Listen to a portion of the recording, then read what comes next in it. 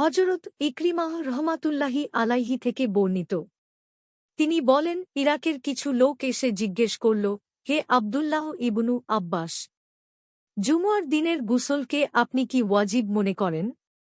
তিনি বললেন, না, কিন্তু যে ব্যক্তি তা করবে তার জন্য খুবই উত্তম ও পবিত্রতম, আর যে ব্যক্তি তা করল না তার জন্য ফরজ নয়।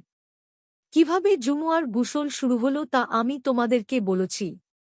লোকেরা গরিব ছিল, পশমের মোটা কাপড় পরত, পিঠে ভারবাহীর মতো কঠিন পরিশ্রম করত।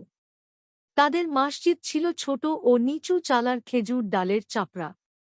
রসূলুল্লাহ সাল্লাল্লাহু আলাইহি ওয়াসাল্লাম এমনি এক গরমের দিনে মসজিদের দিকে গেলেন।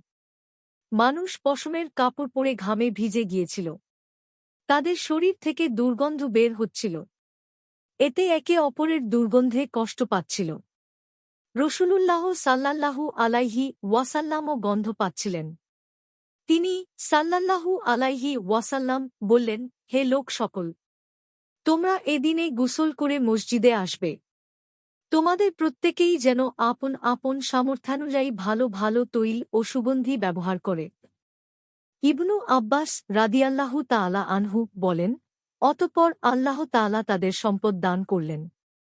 তারা পশম ছাড়া অন্য কাপড়চোপড় পরতে থাকেন। তাদের পরিশ্রম ও দিন মজুরির অবসান ঘটে। তাদের মসজিদও প্রশস্ত হল। তাদের একে অপরকে কষ্ট দেবার মতো দুর্গন্ধ ঘামও দূর হয়ে গেল। আবু দাউদ ৩৫৩। মিশকাতুল মাসাবিহ ৫৪৪। হাদিসের মান সহিহ।